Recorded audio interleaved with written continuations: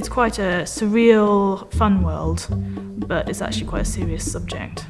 It's not complete fantasy. So, for example, a pot won't move by itself, but if it's being poured by a character to suggest Nick's anger and frustration, it will continue to flow and flow, mirroring how he feels. The technique came from originally wanting a 2D character, painted character, to hoover a real room.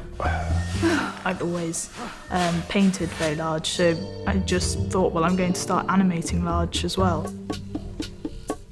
I thought, how can I push this further? And through that, I thought they need to reach into the space and actually interact with things to show that they are large. So that's when the 3D element came into play, really.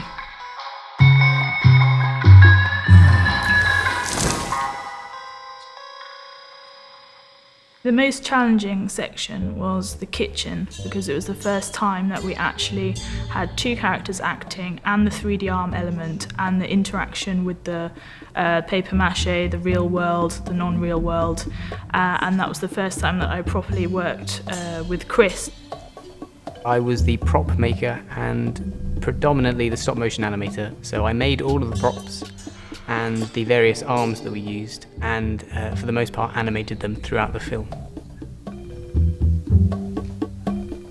The technique that we decided to employ was a technique in which real objects would be pulled into the wall by a 2D character.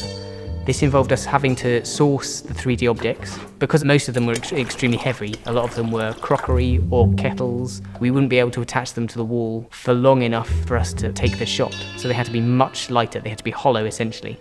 What we had to do was recreate that prop exactly from paper mache.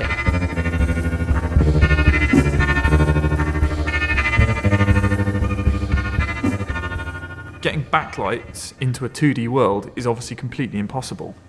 After the doctor leaves and Nick is left standing in the dark, there's a light that's supposed to come through the doorway outside, and what we actually did was we got a very small light and then built a frame of black wrap cinefoil and cut a hole in the cinefoil to the shape of the door, and I just sat there and I just kept chipping away at it until it fit the door exactly. On a live action set, I probably would have had to skip over that, but on animation, it's been possible to kind of sit back and go, actually, yeah, I'm going to take the time, I'm going to make this work.